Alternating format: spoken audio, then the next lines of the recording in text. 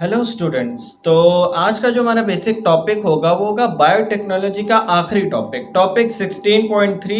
ये वही टॉपिक्स हैं जो न्यू ऐड हुए हैं बायोटेक्नोलॉजी से रिलेटेड। इस टॉपिक का हमारा बेसिक नाम है products used in disease treatment. ऐसे बायोटेक्नोलॉजी के कौन से प्रोडक्ट्स होते हैं जो डिजीज को ट्रीट करने के अंदर उनको बेसिकली ट्रीट करने के अंदर यूटिलाइज किए जाते हैं।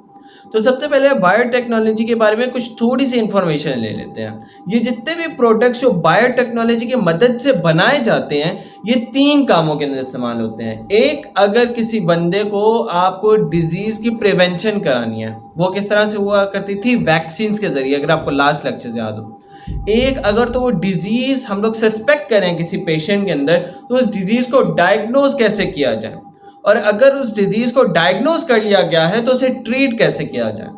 अब ये तमाम की तमाम तीन टॉपिक्स या तीन चीज़ें ये मल्टीपल चीज़ों के जरिए हो सकती हैं। इनके अंदर आपके पास थेरापेटिक प्रोटीन्स आ सकती हैं जो कि हम लोग बनाया करते हैं, या आपके पास बेसिकली वैक्सीन आ सकती हैं, जैसे कि हम लोग बेसिकली पीछे डिस्कस आउट कर चुके हैं। मोनोक्लोनल एंटीबॉडीज आ चुकी हैं, ये भी हम लोग डिस्कस आउट कर चुके हैं। स्टेम सेल थेरेपी और जीन थेरेपी भी आ सकती है जो कि आज न्यू टॉपिक से हम लोग डिस्कस आउट करने वाले हैं। आपके सामने डिफरेंट पिक्चर्स भी आ रही हैं जिसके अंदर कोविड-19 की वैक्सीन आपको नजर आ रही है, मोनोक्लोनल एंटीबॉडी की एक डिश नजर आ रही है, और साथ ही साथ आपको कुछ ब्लड के अंदर एंटीबॉडीज वगैरह मोनोक्लोनल एंटीबॉडीज नजर आ रही हैं।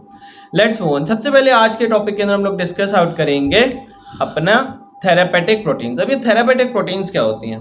लेट्स से एक बंदा है जिसको एक डिजीज है जिसके अंदर एक प्रोटीन की कमी है। एक बंदा है जो बहुत शॉर्ट स्टेचर के अंदर आ गया, डॉफ है, उसकी पूरी हाइट ग्रो नहीं हुई। तो ऐसा कौन सा हार्मोन होता है जो प्रोटीन इन नेचर है और हाइट की जो ग्रोथ है उसके अंदर काम करता है? तो दैट इज बेसिकली सोमैटोट्रोफिन या ह्यूमन ग्रोथ हार्मोन। तो बेसिकली जो ग्रोथ हार्मोन है वो एक प्रोटीन इन नेचर है। तो हम लोग बेसिकली उस ग्रोथ हार्मोन को बाहर सिंथेसाइज करके बायोटेक्नोलॉजी की मदद से उस पेशेंट के अंदर इन्फ्यूज आउट कर सकते हैं थ्रू आईवी यानी वीनस रूट के थ्रू और किसी और मेथड के थ्रू, जिसके जरिए उसके अंदर ये हार्मोन बढ़ जाएगा और उसकी हाइट नॉर्मल हो जाएगी। शॉर्ट स्टेचर से नॉर्मल हाइट वो अटेन कर लेगा। So that is what therapeutic protein is basically. अगर किसी पेशेंट को डायबिटीज और उसकी इंसुलिन कम है तो हम लोग उसको इंसुलिन का इंजेक्शन दे देते हैं। ये भी बायोटेक्नोलॉजी का एक प्रोडक्ट है कि इंसुलिन एक प्रोटीन थी जो कि आपने बाहर किसी और मेथड के थ्रू बनाई। वो मेथड क्या है? बेसिकली वो मेथड ये है कि आप इंसुलिन का जीन उठाते हो एक पेशेंट में से या एक किसी नॉर्मल ह्यूमन में से, और उस जीन को किसी एक इंसेक्ट के अंदर, किसी एक वेक्टर के थ्रू या किसी एक छोटे ऑर्गेनिज्म के अंदर डाल देते हो। उस छोटे ऑर्गेनिज्म की कुछ क्वालिटीज होनी चाहिए। वो क्वालिटीज ये होती हैं कि ये मैं आपको कुछ जनरल बातें बता रहा हूँ, आपको याद रखने की वैसे जरूरत तो नहीं है, लेकिन फिर भी मैं आपको बता देता हूँ कि उन छोटे छोटे ऑर्गेनिजम्स की ये क्वालिटी होनी चाहिए कि उनका रेप्लीकेशन रेट तेज होना चाहिए, वो जल्दी जल्दी रेप्लीकेट कर जाए, ताकि वो जो जीन हम लोग ने इंसुलिन का डाले वो जल्दी जल्दी रेप्लीकेट करके ढेर सारी अमाउंट ऑफ इंसुलिन हमें दे दें। दूसरा ये कि उसके अंदर ऐसा ना हो कि इंसुलिन तो बन जाए पर वो एक्सट्रैक्ट आउट ही ना हो, तो उसकी जो एक्सट्रैक्शन ऑफ इंसुलिन है वो भी ईजी होनी चाहिए, एक्सट्रैक्शन ऑफ थेरापेटिक प्रोटीन भी ईजी होनी चाहिए। इसके अलावा उसके अंदर ऐसा ना हो कि ये दोनों चीजें तो, पर उसके इंसर्टिंग ऑफ जीन मुश्किल हो, तो इंसर्टिंग ऑफ जीन भी इजी होनी चाहिए। फिर इसके अंदर मॉलिक्यूल सीजर्स यूज होती हैं, बायोलॉजिकल सीजर्स यूज होती हैं, और कुछ होते हैं जो ग्लू होते हैं, बायोलॉजिकल ग्लूज यूज होते हैं, तो वो बेसिकली हमारा काम नहीं है। इसके अलावा थेरापेटिक प्रोटीन्स एनीमिया या थैलेसीमिया के केसेस के अंदर भी यूज किया जाता है, जिसके अंदर आपके पास खून की कमी हो जाती है, रेड ब्लड सेल्स की कमी हो जाती है।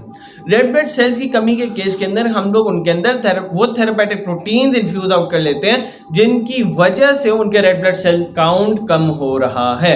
Let's say anaemia different types का होता है, तो एरिथ्रोब्लास्ट वगैरह हम लोग दे देते हैं, और ये बातें आपको स्टेम सेल थेरेपी के अंदर बड़ी डिटेल से समझ में आएंगी कि एक स्टेम सेल क्या होता है, उससे फिर मल्टीपल सेल्स कैसे बनते हैं, और बेसिकली रेड ब्लड सेल का स्टेम सेल क्या है। तो बेसिकली अगर आपको पता हो एरिथ्रोसाइट क्या होता है, एरिथ्रो मींस रेड ब्लड और साइट मींस सेल, तो red blood cell is erythrocyte, और erythroblast is the stem cell. Blast cell वो सेल होता है जो शुरू से मल्टीपल टाइप्स ऑफ सेल्स को बना रहा होता है बेसिकली। तो एरिथ्रोब्लास्ट अगर आपके पास होगा तो एरिथ्रोब्लास्ट आपके पास क्या क्या बना सकते हैं, वो प्लेटलेट्स बना सकता है, एरिथ्रोब्लास्ट रेड ब्लड सेल बना सकता है, इम्यून सेल बना सकता है, T cell, B cell, and ये सब कुछ हम लोग आगे चलकर देखेंगे। आपको थोड़ा सा वेट करना पड़ेगा, स्टेम सेल थेरेपी की जो स्लाइड आएगी उसके अंदर बड़ी डिटेल से हम लोग इसको डिस्कस आउट कर लेंगे। थेरेपेटिक प्रोटीन्स के बाद हमारे पास आ जाता है मोनोक्लोनल एंटीबॉडीज। और मोनोक्लोनल एंटीबॉडीज को मुझे याद है कि मैंने आपको अच्छी तरह से एक्सप्लेन किया था लास्ट लेक्चर के अंदर। मोनोक्लोनल एंटीबॉडी एक ऐसी एंटीबॉडी है जो एक स्पेसिफिक एंटीजन, एक स्पेसिफिक चीज को देकर उससे ही डिस्ट्रॉय करती है, और ये यूज होती है ऑटोइम्यून डिजीजेस को ट्रीट करने में, जैसे मल्टीपल स्क्लेरोसिस हो गया, रिमेटॉइड अर्थराइटिस हो गया। What is rheumatoid arthritis? Rheumatoid arthritis basically autoimmune disorder जिसके अंदर आपके पास जॉइंट्स की खराबी हो जाती है। तो मोनोक्लोनल एंटीबॉडी मुझे नहीं लगता इतना डिटेल से डिस्कस आउट करना चाहिए, इसके ऊपर ज्यादा टाइम वेस्ट नहीं करेंगे, आगे चलते हैं। एंड यस, आज के लेक्चर के अंदर हम लोग एंड के अंदर एक दफा बुक का ओवरव्यू जरूर ले लेंगे कि इस बुक के अंदर, किसी बुक के अंदर ये टॉपिक्स किस तरह से मेंशन है और क्या हम लोगों ने कोई चीज मिस तो नहीं कर दी। तो रिमेन विद मी, आज के लेक्चर के अंदर हम लोग एंड के अंदर बुक जरूर देखेंगे, और अगर आपको लगता है ये लेक्चर बहुत आसान है तो एंड वाली बुक की रीडिंग जरूर देख कर जाइएगा। Let's move on. नेक्स्ट आता है वैक्सीन। वैक्सीन भी हम लोगों ने पिछले लेक्चर के अंदर बड़ी अच्छी तरह से डिस्कस आउट कर लिया था, बट इस बार हम लोग कुछ नई डिजीजेस के साथ आपके पास आए हैं। अब जैसे हमारे पास एक वैक्सीन आती है हेपेटाइटिस बी वायरस के लिए, उस वैक्सीन जो हेपेटाइटिस बी है बेसिकली वो लीवर को अफेक्ट करता है, आपको याद होगा लास्ट टाइम हम लोगों ने डिस्कस आउट किया था। उसकी वैक्सीन बनाने के लिए बायोटेक्नोलॉजी का कैसे इस्तेमाल किया जाता है, उसके जो एंटीजेंस है वो यीस्ट के अंदर डाले जाते हैं, और यीस्ट के अंदर उनके एंटीजेंस को ग्रो किया जाता है, और फिर वो वीक एंटीजेंस या dead organisms of hepatitis B virus, वैसे ऑर्गेनिज्म तो नहीं कहना चाहिए, उसको बीच में ही रखते हैं, ना लिविंग ना नॉन लिविंग। तो बेसिकली उस एजेंट को, जो एंटीजन है, जो हेपेटाइटिस बी का एंटीजन है, उसे आप यीस्ट के अंदर बनाते हो और फिर यीस्ट से उसका एंटीजन निकालते हो, और उस वीक एंटीजन को विया वैक्सीन आप ह्यूमन बॉडी के अंदर इन्फ्यूज करते हो, ताकि ह्यूमन बॉडी जो हमारी है वो इसके खिलाफ एंटीबॉडीज बना ले। तो बेसिकली हेपेटाइटिस बी की वैक्सीन बनाने के लिए आपको कौन सा प्रोडक्ट नीड है? यीस्ट। बायोटेक्नोलॉजी के अंदर यीस्ट के जरिए हेपेटाइटिस बी की वैक्सीन तैयार की जा सकती है, ये बात आपको याद रखनी है। नेक्स्ट आपके पास एक और डिजीज आ जाएगी, that may be I guess, हाँ, ह्यूमन पेपिलोमा वायरस। तो human papilloma virus is basically STD, sexually transmitted disease. तो इसकी जो वैक्सीन है वो कहाँ से आपके पास बनाई जाती है?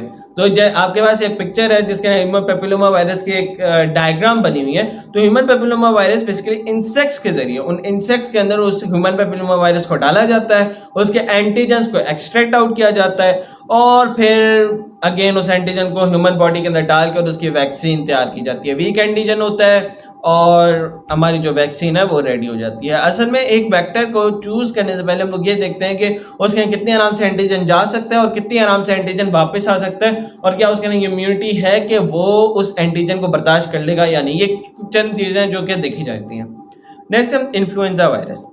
हर सर्दी के अंदर हमें जरूर ये फ्लू, जुकाम, नज़ला जरूर होता है, और ये कई बार, कई औकात, जरूरी नहीं है हर बात पर इन्फ्लुएंजा वायरस का इसके अंदर अच्छे खासा रोल होता है। लाइक इन्फ्लुएंजा वायरस ही अक्सर औकात ये फ्लू, जुकाम, नज़ला, खांसी ये चीजें करा रहा होता है। तो इन्फ्लुएंजा वायरस की जो वैक्सीन है वो हर साल नई तरह से बनाई जाती है, क्योंकि हर साल ये इन्फ्लुएंजा वायरस इतना चालाक है कि अपने एंटीजन को बदल कर हमारे पास आ जाता है। क्यों? क्योंकि अगर इसकी एक वैक्सीन होती और एक दफा हम लोग वो वैक्सीन ले लेते तो हमें हर साल या हर 2 साल या हर 3 साल के बाद नज़ला जुकाम ना होता, मगर हमें हर दूसरे साल हो जाता है, हर तीसरे साल हो जाता है। इसका मतलब ये है कि इन्फ्लुएंजा वायरस हर बार अपने एंटीजन को चेंज करके आ जाता है और मजीद ताकत के साथ हमारी बॉडी के ऊपर अटैक करने की कोशिश करता है। वो अलग बात है कि हमारी बॉडी के अंदर सलाहियत मौजूद है कि इन्फ्लुएंजा वायरस को अच्छी तरह से डील आउट कर ले और उसे डिस्ट्रॉय आउट कर ले, but of course influenza virus हर बार अपने एंटीजन को चेंज कर देता है, जिसकी वजह से इसकी वैक्सीन बनाना मुश्किल है। और हर साल साइंटिस्ट इसके ऊपर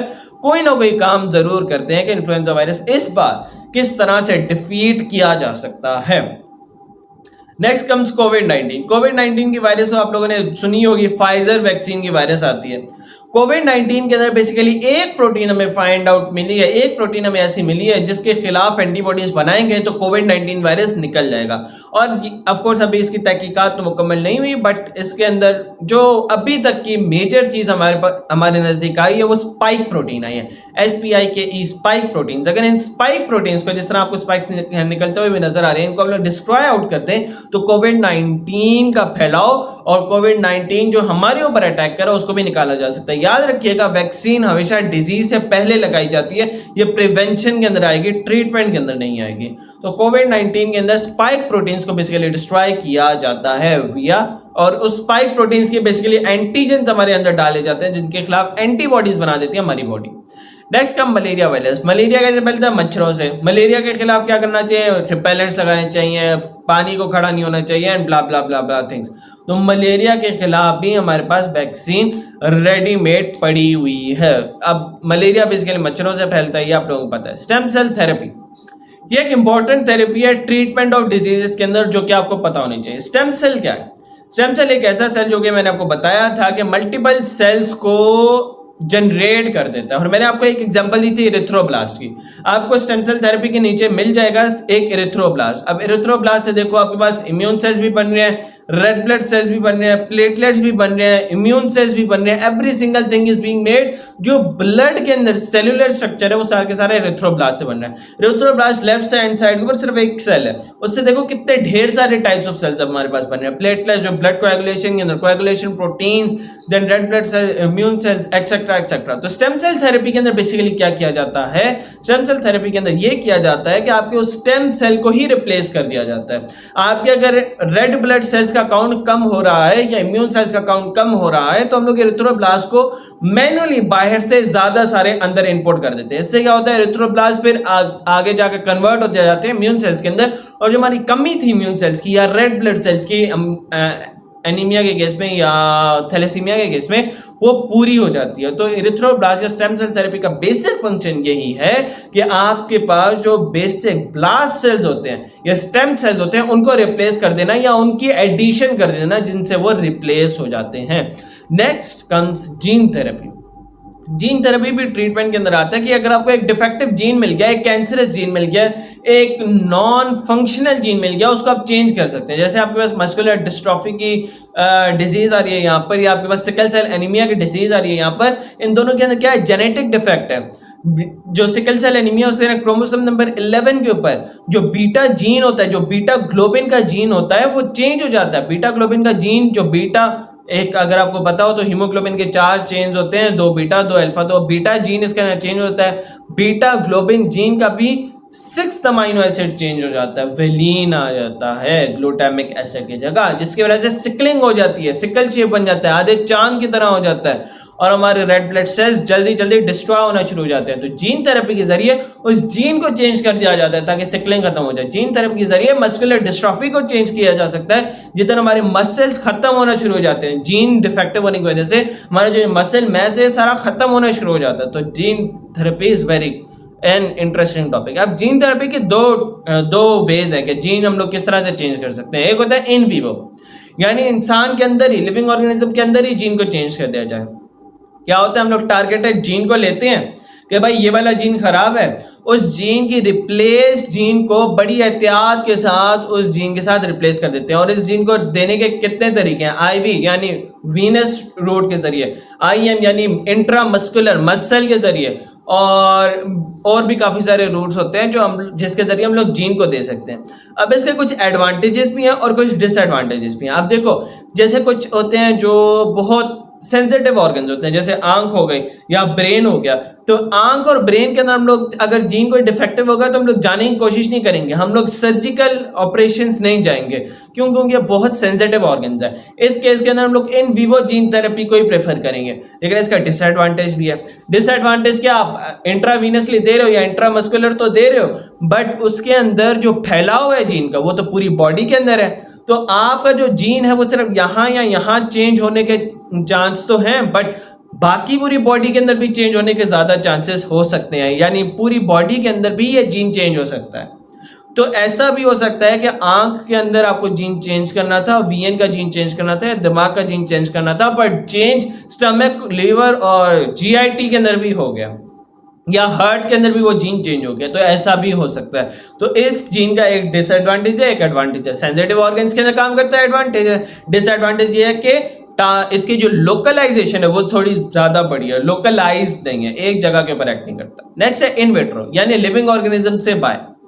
इन विट्रो जीन थेरेपी ये है कि आपके पास उस जीन को पहले ह्यूमन बॉडी में से निकाला जाए, उस जीन को फिर चेंज किया जाए, फिर उस चेंज जीन को अंदर फेंका जाए बॉडी के अंदर। तो आप लोगों के सामने एक डायग्राम दी गई है, एक ह्यूमन बॉडी था, उसके अंदर स्टेम सेल्स को रिमूव किया, थेरेपेटिक जीन को उसके अंदर इन्फ्यूज आउट किया एक डिश ट्रे के अंदर, और फिर उस जो चेंज जीन था उसको इनके अंदर पुट कर दिया। अब ये लोकलाइज तो है, यानी उसी जीन को चेंज करेगा जिस जीन को आपने चेंज करना है, बट सेंसिटिव ऑर्गन्स के ऊपर ये काम नहीं कर सकता है। तो सेंसिटिव ऑर्गन्स के लिए आपको इन vitro gene, in vivo gene therapy यानी लिविंग ऑर्गेनिज्म के अंदर ही अंदर जो चेंज आता है वो यूज करना पड़ेगा।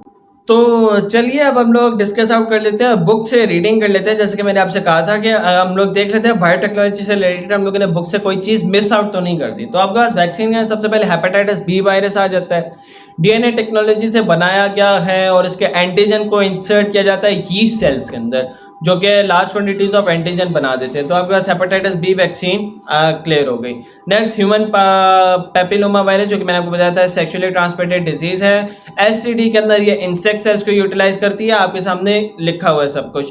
तो ये भी हम लोग ने डिस्कस आउट कर लिया था कि एचपीवी यानी human papilloma virus insect cells को यूज करते हुए अपनी वैक्सीन को बनाता है। इसके बाद आपके पास आता है इन्फ्लुएंजा वायरस। इन्फ्लुएंजा वायरस के अंदर अगर आप देखो तो बायोटेक्नोलॉजिकल मेथड्स के जरिए हर साल ये चेंज कर रहा होता है अपने स्ट्रेन्स को, जैसे हम लोगों ने बताया, और इसके WHO से रिलेटेड बस कहानी लिखी हुई है। कोविड-19 के जरिए मैंने आपको फाइजर वैक्सीन के बारे में बताया था, और फाइजर वैक्सीन के बारे में mRNA टेक्नोलॉजी को यूज करते हुए ये स्पाइक प्रोटीन के खिलाफ आपके पास इम्यून रिस्पॉन्स जनरेट करती है। ये सब कुछ भी मैंने आपको बताया हुआ था। मलेरिया वैक्सीन के अंदर स्टिल इन डेवलपमेंट है, और सेनेरियस वैक्सीन के इसके अंदर एग्जांपल है जो कि मैंने नहीं बताई थी। चलो सेनेरियस वैक्सीन आप एक याद कर लेना, जो कि मलेरिया की वैक्सीन है। Next some products biotechnologist obtain for use in disease treatment. तो डिजीज ट्रीटमेंट के अंदर रिकम्बिनेंट प्रोटीन, जिसको मैंने थेरेपेटिक प्रोटीन्स का नाम दिया था, और इसके अंदर देखो ग्रोथ हार्मोन का लिखा हुआ है, एनीमिया का लिखा हुआ है, डायबिटीज का लिखा हुआ है। ये तमाम की तमाम चीजें मैं आपको बता चुका हूँ। नेक्स्ट मोनोक्लोनल एंटीबॉडीज हैं कैंसर को, रिमेटॉइड आर्थराइटिस, मल्टीपल स्क्लेरोसिस, ये तमाम की तमाम चीजें मैं आपको बता चुका हूँ। वैक्सीन के अंदर आपके पास अभी तो डिस्कस करके हेपेटाइटिस बी, ह्यूमन पेपिलोमा, और ये सब कुछ ही लिखा हुआ है वंस अगेन। जीन थेरेपी के अंदर आपके पास वो क्या कर रहे हैं, जीन थेरेपी के अंदर development of gene therapy products to treat genetic disorders by replacing or repairing defective genes targeting diseases like cystic fibrosis, muscular dystrophy and sickle cell anemia। तो muscular dystrophy और sickle cell anemia की मैंने आपको pictures भी दिखाई थी, कैसे gene therapy के जरिए उनको हम लोग ट्रीट आउट कर रहे हैं, और कैसे इन विवो और इन विट्रो जीन थेरेपी को हम लोग यूटिलाइज आउट करते हैं। स्टेम सेल थेरेपी के अंदर अगर आप देखो तो utilization of stem cells to treat diseases like Parkinson's disease. Basically stem cells को ही हम लोग चेंज कर देते हैं। अगर ब्लास्ट सेल्स के अंदर कोई मसला है, पार्किंसंस डिजीज के अंदर मसला आता है, स्पाइनल कॉर्ड इंजरीज के अंदर मसला आ जाता है, तो हम लोग स्टेम सेल्स को ही चेंज आउट कर लेते हैं। बेसिकली स्पाइनल कॉर्ड के अंदर जो इरिथ्रोब्लास्ट होते हैं बेसिकली वो बोन्स के अंदर स्टोर किए जाते हैं। तो अगर अच्छा खासा बोन्स का डिसऑर्डर हो तो इरिथ्रोब्लास्ट का फंक्शन खराब हो जाता है। हम लोग इरिथ्रोब्लास्ट को इस तरह स्पाइनल कॉर्ड इंजरीज के अंदर इस तरह से स्टेम सेल्स को चेंज आउट कर रहे होते हैं। इन विट्रो जीन थेरेपी यानी हम लोग, in vitro means outside living organisms. तो हम लोग देख लेते हैं manipulation of cells outside the patient body. हाँ, हम लोग पेशेंट की बॉडी से सेल्स को बाहर निकालते हैं और देन उसके ऊपर करते हैं आइसोलेट पेशेंट सेल्स। तो हमने पहले पेशेंट्स के सेल्स को आइसोलेट किया था, उसके बाद genetically modified cells genetically modify किया था, देन एक्सपैंड मॉडिफाइड सेल्स उनको थोड़ा बढ़ाया था, रेप्लिकेट किया था, देन ट्रांसप्लांट मॉडिफाइड सेल्स। तो ट्रांसप्लांट उन मॉडिफाइड सेल्स को हम लोगों ने बेसिकली ट्रांसप्लांट कर लिया था। That was all about in vitro. In vivo मैंने आपको बताया था आसान है, डायरेक्ट डिलीवरी होती है। डिलीवर्ड थेरेपेटिक जीन, हम लोग बॉडी के अंदर थेरेपेटिक जीन को डिलीवर करते हैं। एक्सप्रेशन होती है उसकी, जो उसका काम होता है वो अपना काम करना शुरू कर देता है और डिजीज ट्रीट हो जाती है। So this is all about in vivo gene therapy. तो मैंने मेरे ख्याल से तमाम की तमाम मेजर चीज़ें जो आपको बतानी थी लेक्चर के दौरान वो मैंने आपको बता दी। बाकी आपके सामने किताब के पेजेस मैंने यहाँ वीडियो के अंदर ही डाल दिए हैं। आप चाहें तो अभी के अभी इसको रीड कर लें, क्योंकि अभी अभी आप लोगों ने लेक्चर देखा है तो आपको ज़्यादा प्रॉब्लम नहीं होगी इससे रिलेटेड। लेकिन अगर आप थोड़ा सा टाइम 5-10 मिनट या 5-10 दिन का इंतजार कर लेंगे तो आपको ये ज़रूर चीज़ें भूल जाएंगी और आपको मेरा ही लेक्चर दोबारा दिखना पड़ जाएगा। So this was all about biotechnology, last lecture for today. आज की वीडियो के अंदर आपको बड़ी डिटेल के साथ बायोटेक्नोलॉजी का इख्तिताम कराया गया, जिसके अंदर बुक रीडिंग भी इन्वॉल्व थी। और मुझे ये उम्मीद है कि अब आपको बायोटेक्नोलॉजी से रिलेटेड कोई कन्फ्यूजन, कोई घबराहट नहीं होगी कि भाई बायोटेक्नोलॉजी तो बहुत मुश्किल है, ये है वो है। मैंने 3 लेक्चर्स के अंदर पूरी कोशिश करते हुए बायोटेक्नोलॉजी को ख़त्म कर दिया है। अगर आपको कोई भी प्रॉब्लम है, कोई भी चीज़ समझ में नहीं आई, तो मेरा व्हाट्सएप का नंबर, मेरा नीचे व्हाट्सएप ग्रुप का लिंक नीचे मौजूद है। आप लोगों का बस इतना काम है कि आप लोग उधर जाकर मुझे टेक्स्ट कर दें। बाकी आपको नोट्स चाहिए, लेक्चर चाहिए, एमसीक्यूज चाहिए, पीडीएफ चाहिए, ऑनलाइन टेस्ट चाहिए, टाइम लिमिटेड टेस्ट चाहिए, जो चाहिए वो सब कुछ मिल जाएगा। बस एक दफ़ा आपको मैसेज करना है। कोई चीज़ नहीं समझ में आती, कोई एमसीक्यू समझ में नहीं आता है, कमेंट सेक्शन है आपके पास, कमेंट सेक्शन में पूछिए, हम आपको जल्द से जल्द रिप्लाई करने की भरपूर कोशिश करेंगे। अगले लेक्चर तक के लिए अल्लाह हाफिज़।